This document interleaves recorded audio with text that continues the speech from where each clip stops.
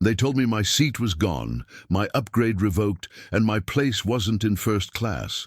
But minutes later, I lifted a glass from that same cabin, while the crew made sure the whole plane knew why. Sometimes, humiliation at the gate becomes justice in the air. Airports have a way of amplifying whatever you're already feeling. If you're tired, they drain you. If you're excited, they make you buzz. That morning at JFK, I was calm, ready to fly west for a conference where my name wasn't just on the guest list, it was on the stage program. I checked in at the kiosk, ticket glowing with the upgrade I had earned, first class, seat 2A. A small comfort after weeks of preparation, late nights and rehearsed speeches, but comfort, as I was about to learn, can vanish in a sentence. At the gate, the agent scanned my boarding pass, frowned, and typed something into her computer. Her expression shifted, the kind that makes your stomach sink before she says a word. "Sir, I'm sorry. You've been reassigned to economy, seat 26B. I blinked. "There must be a mistake. My upgrade was confirmed 3 days ago." She shook her head. "We're oversold in the front cabin. Someone else was prioritized." I felt heat rise behind my ears. Around me, passengers shuffled, listening. A man in a suit smirked as if he'd just won something invisible. "Who was prioritized?" I asked, my voice steady. She avoided my eyes. "I can't disclose that." The announcement blared, "Now boarding Group 1. People surged forward. My boarding pass no longer matched the status I had earned. It felt like a public downgrading, a performance of humiliation. I walked toward the jet bridge with my new seat assignment crumpled in my hand. Economy, middle seat, row 26, a place that told me I didn't belong. But deep inside, I knew the story wasn't over. As the wheels of my carry-on rolled over the threshold, I promised myself something. If they thought they could strip my seat without consequence, they had underestimated the power of timing, truth, and the quiet justice that sometimes takes flight at 30,000 feet. The jet bridge smelled like cold air and coffee, a kind of metallic morning that clung to jackets and nerves. Inside the plane, the aisle was a narrow river of elbows and carry-ons. Row numbers ticked past like mile markers on a road I hadn't planned to drive. 18, 22, 26. "Excuse me, sorry, just me in the middle." I slid into 26B with the choreography of someone who has practiced discomfort. To my right, a college kid in a hoodie hugged a neck pillow like a pet. To my left, a man in paint-splattered work pants tapped at a cracked phone screen, the kind of hands you trust with a ladder more than a laptop.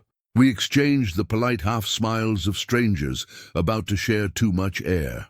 I set my bag under the seat and stared at the safety card, as if it could explain how a confirmed seat turns into a rumor. Up front, a flight attendant, with the calm of a seasoned ER nurse, hair in a no-nonsense bun, name pin Dana, moved like a conductor tuning an orchestra. You can tell when a crew is good. They don't rush. They remove friction. The PA chimed. The agent from the gate, same voice that had reassigned me, stepped into the cabin and handed a paper to Dana, murmuring something with eyes that avoided mine. Dana nodded, scanned the cabin, and continued her count, lips moving over numbers she knew by muscle. I opened the app. There it was. Upgrade confirmed. 2A, 3 days ago. I took screenshots like evidence in a case that had no courtroom. Then, quietly, I tapped the chat icon and typed, "At gate, confirmed upgrade revoked, now 26B. Please advise." The typing dots appeared, disappeared, reappeared. "Agent Maya, I see the record. 2A confirmed under your number. Can you hold a moment while I escalate?" I slipped the phone face down on my thigh, heart racing in that terrible cardio of almost justice. Somewhere forward, the overhead bin clapped shut. A man's laugh floated back from the front cabin, smooth in the way a certain kind of entitlement is smooth. I leaned out enough to see the curtain. Past it, the silhouette of a glass tilted in a waiting hand. Hoodie kid whispered, "Tough break?" I smiled without humor. "We'll see what breaks." Dana arrived at row 26 with the kind of neutral smile that could pivot to apology or policy. "Mr. Pierce?" "Yes." "Could I see your boarding pass, please?" I handed it over. She checked the seat, the name, the tiny black runes airlines used to decide who matters. Then she glanced at my phone where, as if on cue, a new chat message blinked alive. Agent Maya, internal note shows a priority override placed at the gate. Your upgrade was revenue confirmed. Override appears to have assigned 2A to an NRSA. NRSA. Non-revs. Employees flying standby. A benefit I respected. A rule everyone knows. They never displace a confirmed revenue seat. Dana's eyes flicked from my app to her manifest. I watched her face do quiet math. I'll be right back, she said, traveling upstream with the grace of someone used to moving against the current. The man in paint-splattered pants raised an eyebrow. Sounds like they owe you a beer. I'd settle for a fair reading of policy, I said, and felt the strange steadiness that comes when anger finds posture. At the front, Dana disappeared through the curtain. A moment later, the purser, silver wings, voice like polished wood, joined her. They conferred with the gate agent, who now stood half in, half out of the cabin, posture shrinking by the second. I saw the purser tap the manifest with 2 fingers, the motion of a gavel that never needed a courtroom. The PA chimed again. Dana reappeared at row 26, calm, intact, but with a new note in her voice. Resolution. Mr. Pierce, would you gather your things, please? Heads turned like flowers following the sun. I stood, slung my bag over my shoulder, and felt 100 little stories write themselves. Who is he? What did he say? Must be nice. Dana leaned in, voice low. 2A is yours. It always was. D. As we walked forward, the man whose laugh I'd heard earlier glanced up from behind a glass of something aged and amber. He wore sneaker-clean confidence and a polo with a tiny logo that matched the employee lanyard on his tray table. NRSA. Companion. He flushed when he saw Dana stop at his row.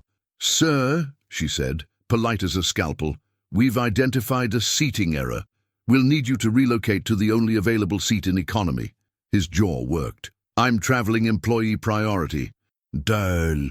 Non-revenue travelers are not eligible to displace revenue-confirmed upgrades, the purser said softly, decisively. We'll help you find space for your carry-on. He looked at me then, really looked. There are moments when people see themselves reflected in your calm and don't like the shape. He started to speak, stopped, stood. Dana took his glass, set it on the tray, and angled her body so the aisle could witness the dignity in a correction done right. I slid into 2A, cool leather. A pillow like a promise, the window framing a slice of wing where sunlight played with rivets. Dana crouched to my eye level. I'm sorry for the gate experience, Mr. Pierce. The error's been corrected. Would you like water or... Water first, I said, and then whatever you call it when a wrong is set right in a glass. She smiled. On us.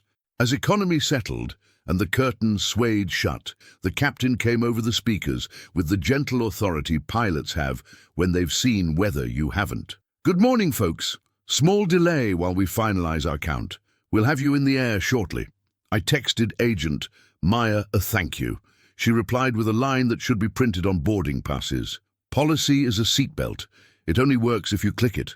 Taxi. Pause. A push that felt like resolve. The runway lifted to meet us, and we became a quiet city of strangers in a silver tube above a coastline that forgot all our little fights as soon as we left them. Mid-climb, Dana returned with a tray, the glass catching light like a tiny ceremony. From the crew, she said, and just so you know, we made a PA at the gate. What did you say? The truth, she replied, that a confirmed seat is a promise, not a suggestion. I lifted the glass. I didn't toast loudly or look for an audience. I just breathed and let the burn bloom into something like grace. Sometimes justice looks like a policy enforced. Sometimes it looks like a seat returned. Sometimes it sounds like an apology practiced until it's honest. When the cabin leveled, the man from first, now somewhere behind the curtain, pressed his call button. Voices murmured. The purser answered with a professional warmth that left no room for negotiation. Boundaries held. I opened my notebook and drew 2 columns. Humiliation on the left, dignity on the right. Under humiliation I wrote, public downgrade at gate, passive smirk from a stranger, that hot sting behind the ears. Under dignity, calm, screenshots, union of policy, plus people, Dana's knees bent to my eyeline, a glass delivered without gloating. Outside the window, clouds stacked like cities we'd never visit. I closed my eyes, not to sleep, but to memorize the pattern of a morning rescued. App, policy, crew, seat. 4 steps I'd remember if life tried to move me backward again. When I opened them, Dana was back with a small plate and a conspiratorial whisper. We're tight on time to San Francisco, but I have your back on connections if you need help. Also, she slid a card across the tray, a customer care address, a file number already scribbled. In case you want to share feedback, good or bad. I will, I said. Mostly good. I tapped the card. But I'll use this for the gate too, because the story started there. She nodded, the kind of nod that carries a whole crew behind it. We'll read it. Some of us actually do. We climbed into smoother air. The hiss of the cabin softened into a hush you can only hear when a wrong has been righted, and everyone knows it. I raised the glass again, quietly just for me, and let the first-class cabin do what it's supposed to do. Not make you feel better than anyone else. Just make you feel like you belong where you were told you didn't. The seatbelt sign went off. People settled into their screens. I settled into my resolve. The conference awaited, and with it, a stage where my name would be spoken into a room that didn't need convincing. But before that, there was one more thing to do. I opened the app, scrolled to contact us and began to write, precise, calm, unpretty.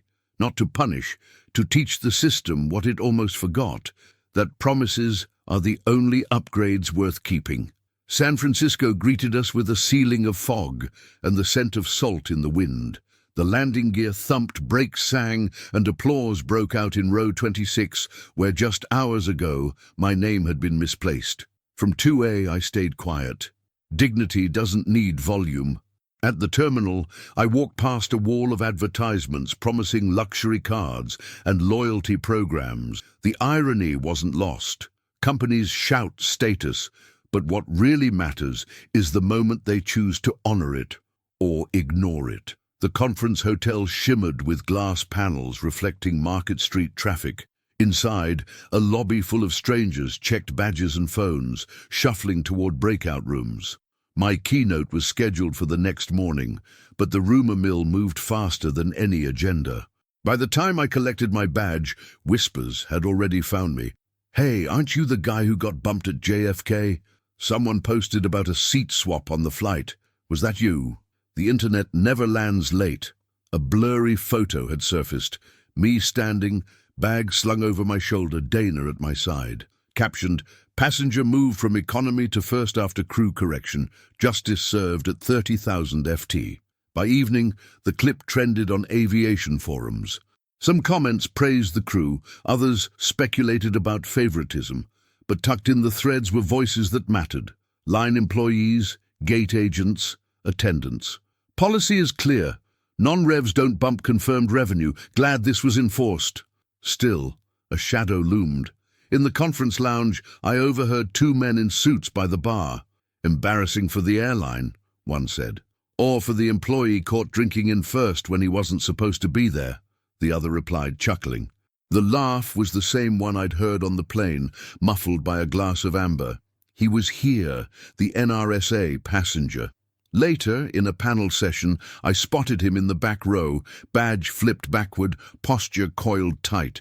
He wasn't here to learn, he was here to watch. My keynote began the next morning with lights hot enough to make sweat an uninvited guest. I spoke of resilience in business, the necessity of accountability, the thin line between error and correction. The audience leaned in, applause following each pause. But the real drama wasn't on stage, it was in the back of the room. The man with the polo and lanyard whispered to someone beside him, phone raised, lens catching me mid-sentence. His smirk said, "Round 2. Afterward, a conference organizer rushed up. Someone's leaking footage, out of context, says you were upgraded unfairly, that you pulled strings. My chest tightened. Out there, the cropped clip already spread. Me walking forward, curtain parting, a glass placed in my hand. Missing was the downgrade, the screenshots, the confrontation. To the internet it looked like privilege, not correction. I found myself asking the same question I'd asked in Atlanta, in New York, in row 26. Do people believe the story they see, or the one that's true? That night, in the quiet of the hotel room, I opened my laptop. I had the receipts, timestamps, app screenshots, the customer care number Dana gave me, even the apology file she pre-wrote. I could go public, burn bright, fight back. Or I could wait, trust that dignity, like policy, holds its weight if you don't let go. But the messages pouring into my inbox, both support and suspicion, made it clear. Silence wasn't neutral. Silence was permission. And tomorrow, when the conference stage gave me the microphone again, I would decide whether to defend myself or something bigger. Morning fog pressed low over Market Street, thinning into a pearl haze that made headlights look gentle. I walked back into the conference center with a coffee that steamed from a cardboard seam and a decision that didn't. The leak had grown legs overnight. A 30-second slice of me taking 2A, a glass arriving, captions accusing. No Dana kneeling to my eyeline. No policy, no context, only the insinuation that I'd taken something that wasn't mine. The organizer met me near the green room, headset around her neck like a stethoscope. "We can address it or ignore it," she said. "Your call." "Neither," I answered. "We'll explain it." I had 20 minutes before a fireside chat. Small stage, 2 chairs, 1 moderator, a room full of people who came for business stories and got a live lesson on reputational physics. I sent 3 messages, one to Agent, Maya, asking for a redacted copy of the gate audit, one to Dana with a simple, "Do you mind if I quote your line?" and one to customer care to confirm the case number on file. By the time I clipped on my lav mic, my phone held receipts, not weapons, instruments. The moderator opened with a question he hadn't planned to ask. "You were in a video last night. It made waves." He offered me the soft landing of a pivot. I didn't take it. "I saw it," I said. "A cropped story is like an unbuckled seatbelt. It looks fine until the first bump." A murmur moved through the room, a collective tilt forward. "Here's what happened," I continued, palms open, voice steady. "My upgrade to 2A was confirmed 3 days prior. At the gate, it was removed and reassigned to a non-revenue companion. That violates policy, the one that protects paying customers and the employees who serve them. On board, the crew checked the manifest, enforced the rule, and yes, I took the seat that had always been mine. What the clip didn't show was the correction, and the correction matters more than the mistake. I didn't name the employee. I didn't shame the gate agent. I quoted Dana. "A confirmed seat is a promise, not a suggestion." Then I read the policy line aloud, sanitized, specific. The moderator held the silence like a professional. "Why not let it blow over?" he asked. "Because silence is permission," I said. "And because there were thousands of people on that flight, most of them strangers, all of them witnesses to how truth either shrinks or expands in public. I'd rather it expand." He nodded. "Do you have proof?" "I have context." I lifted the phone only long enough to show the redacted audit and case number. No names, no faces. "And I have gratitude." The crew did their job. Policies are seatbelts. They only work if we click them. Yesterday, a team clicked it. Applause rolled across the chairs. Not thunder, but consent. A few heads turned toward the back. I didn't. I kept my eyes on the front row, where a woman with a pink highlighter had stopped moving her pen. In the pause, my heart found a slower gear. After the session, the organizer squeezed my hand. "We'll post the full segment. No edits." She didn't say, to counter the clip, but she didn't need to. In the hallway, I almost collided with the NRSA man. He wore a fresh polo and a face that hadn't slept. He spoke first. "You made me look bad." "I didn't post the clip," I said, "and I didn't say your name. I explained a rule that keeps our industry honest. He shifted, the shoulder roll of someone unused to friction. I was just taking what I could get. People do it every day. For free upgrades? Sure. For breaking a promise? They try. I softened my tone.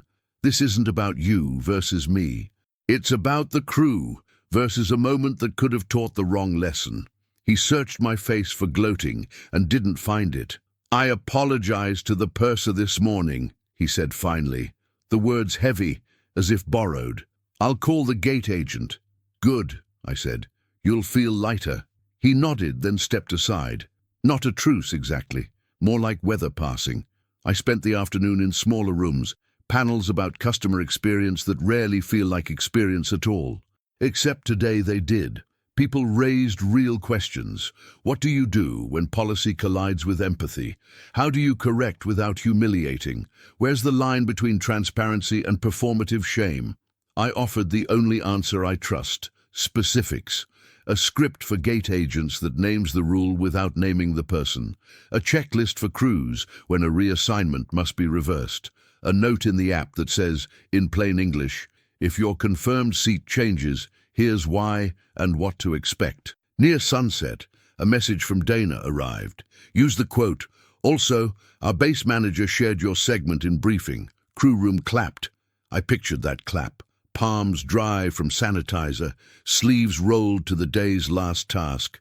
A human yes to something that had nothing to do with me and everything to do with doing it right. Dinner was takeout on a park bench along the Embarcadero, gulls patrolling like union reps for the sea. The bay wore a necklace of light, and the air snapped cool against my cheeks. I scrolled once more, not doom-scrolling, just checking. The narrative had steadied. The cropped clip still lived, but next to it lived our full conversation and a dozen comments from people who had been there. I sat behind 2A. The crew was calm, professional. Passenger didn't raise his voice. Another from row 27 saw the swap, glad they made it right. Back at the hotel, a knock at my door. Housekeeping with extra hangers I hadn't asked for. I almost waved them off, then remembered how many small errors become stories because someone doesn't feel seen. I thanked her by name off the badge, left a note for her supervisor that used the word excellent, not fine. Before sleep I wrote a short post, not on a forum, not on a ranting thread. Just my own page, where I keep notes I'm willing to stand behind. Yesterday I lost a seat, then I got it back. In between were people, some tired, some rushed, some brave, holding a line that keeps flying fair. If you ever have to enforce a rule in public, kneel to eye level, name the policy in one sentence, and breathe. Truth requires oxygen. The city hummed itself into quiet. Outside my window, a cable car bell made a sound like permission. Tomorrow I'd fly home, and the story would belong a little less to the internet and a little more to what actually happened. A promise kept. I turned out the light with the kind of peace that visits after you explain the thing you attempted to hide. Not victory, stewardship, not a clapback. A seatbelt clicked, and somewhere in a crew room, I imagined Dana pinning a printed quote above the coffee machine. Not mine, hers, the one that started all of this. A confirmed seat is a promise, not a suggestion.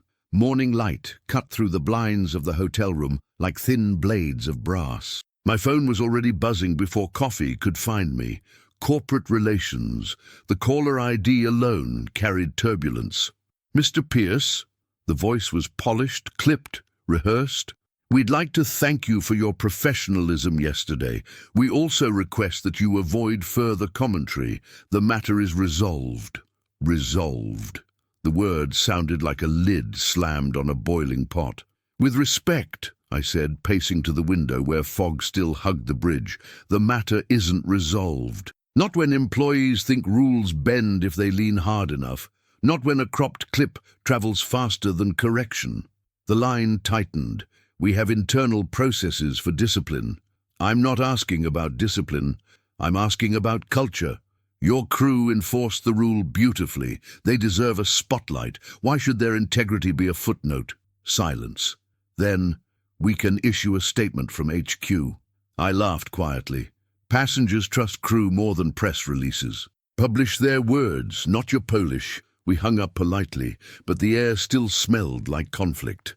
Downstairs in the lobby, the conference wrapped around itself, name tags dangling, suitcases rolling, people pretending to check flights while really checking trending topics. My inbox pinged with messages from strangers. Glad you spoke up. Happened to me once. Nobody corrected it. You made it worse by making noise. Some of us just accept it. What's the point of rules if they only apply when someone important complains? That last one lingered. Important. The accusation under every compliment. Was I enforcing fairness or enjoying privilege disguised as justice? The keynote that morning wasn't mine, but I sat in the audience and listened as a tech CEO preached transparency while dodging questions about layoffs. The irony stung, but it clarified something. The difference between preaching and practicing is only ever a receipt away. At lunch, Dana called. Not a text, not a note, her actual voice. "We're proud of how you handled it," she said. "Crew talk all the time about passengers making scenes. You didn't. You let us work." "Thank you," I said, steadying against the hotel's marble wall. She hesitated. "But the crew is nervous now. They don't want HQ to spin this into another training video that makes us look robotic. We're human, not slogans." Her words carved themselves into me. The story wasn't mine anymore. It belonged to the people who lived it daily. That evening I boarded the return flight. Same airline, different crew, but the uniformity of navy jackets and silver wings comforted me like a familiar chorus. As I slid into my rightful 2A again, this time unchallenged, a woman across the aisle leaned forward. "Excuse me," she said softly. "Were you the passenger from JFK?" I exhaled. "Yes." Her eyes shone with something between admiration and exhaustion. "I work gates. We fight these battles every day, but nobody sees. Yesterday they saw." I nodded. "And tomorrow?" She shrugged. "Depends who tells the story." The captain's voice filled the cabin, gentle thunder. "Flight attendants, prepare for departure." As the engines growled awake, I thought about the clipped voice from corporate telling me to go silent, about Dana reminding me the crew aren't slogans, about strangers whispering important like an accusation. The truth stood somewhere between. Not silence, not spectacle, stewardship. We lifted off into twilight. The curtain swayed. A glass clinked softly onto my tray. Water first, policy later. I lifted it halfway, pausing before the toast. "To promises kept," I whispered to no one, to everyone. Behind the curtain I heard the hum of economy, steady and necessary, like the sound of an engine you only notice when it fails. And I knew the real choice wasn't whether I sat in first or coach. It was whether I used my seat to defend only myself, or to defend the idea that promises mean something, even at 30,000 feet. The email from corporate hit my inbox at 7:12 a.m., dressed in the blue and silver branding that always tries to sound like a handshake. Subject: customer assurance update. The body was 3 paragraphs of polished calm. Isolated incident. Guest experience remains paramount. We regret any inconvenience. It read like a lid fitted to a pot that was still boiling. I paced the hotel carpet, coffee cooling in my hand. The statement didn't mention policy. It didn't mention the crew. It didn't name the thing that mattered. A promise kept. A press officer had replaced a human moment with Teflon. My phone buzzed. Dana. "Morning," she said, voice sanded down by 2 early legs. "Saw HQ's note. It made us sound like mannequins." "You're not mannequins," I said. "You're the reason the plane didn't turn into a rumor." She laughed once, tired and real. "Crew room split. Some want to let it die. Others say, tell it right or not at all." An hour later, a reporter I respected emailed, "On the record?" I stared at the cursor, then typed, "Yes, with conditions." I laid them out. No names, no faces, no hunting of the NRSA passenger. Show the policy line, center the crew's correction. She agreed. Receipts attached, redacted audit, app screenshots, the customer care case number Dana had seeded for daylight rather than deniability. By noon, corporate called again. "We appreciate your cooperation," the voice said, more brittle than yesterday. "We ask that you redirect press to centralized channels." "I will," I said, "if the centralized channels tell the truth." I pitched 3 changes: proactive transparency, automatic push notification when a confirmed seat is altered, reason included, language upgrade, a 1-sentence PA script for reversals. We're correcting a policy error, a confirmed seat is a promise, and we're keeping it, receipt access. A customer-facing page to show the audit trail for seat changes within 24 hours. Silence, keyboard sounds, a long exhale. Ambitious, the voice said. Translation, expensive, political, risky.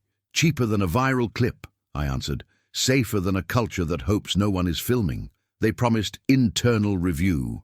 I promised to keep my story small and specific. No victory laps, no names, only the mechanism by which dignity wins. The reporter's piece posted at 3:26 p.m. When policy is a seatbelt, how a crew corrected a first-class error. No drama in the photo, just a stock wingtip against a patient sky. Inside, the article told the entire arc: gate error, NRSA rule, crew enforcement, and the line that had become a hinge in my chest. A confirmed seat is a promise, not a suggestion. It quoted our redacted receipts, made space for empathy, and ended with a question about culture instead of a shrug about perks. The comments surprised me, not the loud ones. That's algorithmic weather. The quiet ones. Gate agent here. Thanks for not throwing us under the bus. NRSA for a decade. Rules protect us too. I was row 27. This matches what I saw. The storm didn't end, but it changed shape, from accusation to accounting. If you've ever flown through weather, you know the difference. In the late afternoon, corporate pinged again. Pilot of proactive transparency, approved for 2 hubs. The push notification copy arrived on my screen like something I'd wished into the world and half expected to regret. Heads up, your assigned seat changed due to reason. If this is an error, see agent. We'll fix it. Not perfect, but honest. They also accepted the PA sentence, word for word. When policy bends toward clarity, it clicks. I walked the Embarcadero until the wind trimmed my thoughts down to their edges. Seagulls drafted the ferry wake like they owned the patent. Neon flickered to life under a bruise-colored sky. I sat on a bench and wrote the post I'd been avoiding, not a thread to win the day, but a note to set a tone. I didn't win a seat. A crew enforced a rule. A company agreed to make that enforcement visible before the internet does. We're not done. But today, more passengers will know why their seat changed, and more agents will have the words to correct a mistake without turning a person into a headline. That's not PR. That's maintenance. The likes didn't matter. The replies did. From a pilot in Denver who pasted the PA line into a group chat. From an agent in Queens who said the push saved her from an avoidable argument. From a union rep who wrote simply, "Specific beats scary." I ate dinner at the airport, a salad that insisted it was a meal, and caught the last flight home. At the gate, a teenager wearing noise-canceling headphones pointed at me and whispered to his mom. I braced for the now familiar, "Are you the guy?" But he said something else. "He's the seatbelt guy." I wanted to correct him. Policy isn't a seatbelt, truth is, and then realized both could be right. On board, the cabin lights dimmed to that forgiving dusk airlines use to turn strangers into sleepers. The purser made the small talk that keeps turbulence from owning a room. Then, just before pushback, the PA clicked again. Calm, clear, new. "Folks, quick note, we're correcting a seating policy error. A confirmed seat is a promise, and we're keeping it. Thanks for your patience. No names, no heat. A sentence that protected everyone." I felt my throat go tight, the way it does when a thing you imagine becomes a thing you can hear. Across the aisle, a woman unclenched her jaw, smiled at no one, and went back to her book as if the plane had just exhaled with her. At 30,000 feet, the Wi-Fi flickered alive. A final email from corporate arrived. Advisory invite. An internal forum to discuss systemic transparency initiatives. It sounded like a window cracked in a stuffy room. I replied yes, with one ask. Include 2 line employees, 1 union voice, and a seat for customer care. If we were going to build a better story, we'd need the people who write it every day. The engine hum evened out. Dana's crew was somewhere east of me by then, pouring Diet Cokes and solving small wars with practiced kindness. I raised my water toward the quiet between announcements and wrote one more line in the notebook that had followed me from row 26 to 2A to a stage and back again. Don't chase clout. Protect context. Tomorrow would be Chapter 7, the part where consequences aren't punishments, but practices, where a company decides whether today's pilot is tomorrow's policy, where dignity gets a flight plan. For now, I leaned my head back, let the cabin breathe, and trusted that a plane can carry more than people. It can carry a standard if enough of us decide to keep clicking it into place. The headquarters boardroom was colder than the January air outside. Not in temperature, but in tone. Long glass table, muted artwork, water bottles aligned with military precision. I sat near the middle, a seat offered not because I was an executive, but because the storm I'd lived through had forced the company to look at itself. Around me, a VP of customer experience, 2 union reps, a line gate agent in her 20s with a badge that still looked shiny, a purser with silver wings older than my career, and a customer care lead who carried the weariness of thousands of phone calls. The VP opened. We're here to discuss systemic transparency, seat assignments, policy enforcement, communication. The purser spoke first. Policies are clear. Enforcement varies. When enforcement varies, dignity dies. What happened in 2A was correction. The internet made it theater. Our job is to keep it correction. The gate agent added, voice shaking but steady. If I had a push notification, I could look a customer in the eye and show them why. That makes me stronger, not weaker. The union rep leaned in. We don't want training videos that make crews scapegoats. We want scripts that protect both sides. I felt every word. They weren't debating my seat anymore. They were debating culture. When it was my turn, I didn't preach. I told them about 26B, the sting of humiliation, the heat behind my ears, the silence that almost let a cropped clip win. And then Dana's line, the one that had carried from a gate to a conference stage to this room. A confirmed seat is a promise, not a suggestion. Silence wrapped the table, not resistance, recognition. By the end of the forum, 3 commitments were logged. Transparent push notifications to every customer whose seat changes, with reasons listed. 1-sentence PA policy, empowering crews to explain corrections with dignity. Receipt access. Customers can request a record of seat history within 24 hours. Small steps, maybe, but small steps click into place like buckles. Weeks later, I flew again. Not as a keynote speaker, not with cameras waiting, just me, a passenger with a carry-on and a boarding pass. The app pinged. Your seat changed from 21C to 21A, courtesy move for travel party seating. I smiled. No sting, no silence, just context. At the gate, the agent repeated the same words with calm honesty. The passengers nodded. Nobody raised a phone. The story ended before it began. On board, the crew moved through the aisle with unhurried grace. No drama, no storm, just human beings enforcing dignity like it was muscle memory. I settled by the window, clouds stacked like pages of a story nearly finished. I raised my glass of water. No toast, no audience. Just a quiet ritual of gratitude. Gratitude for Dana's sentence, for crews who refused to become mannequins, for strangers who asked hard questions, for a company that decided policy isn't a secret but a seatbelt. Before sleep, I wrote one last line in my notebook.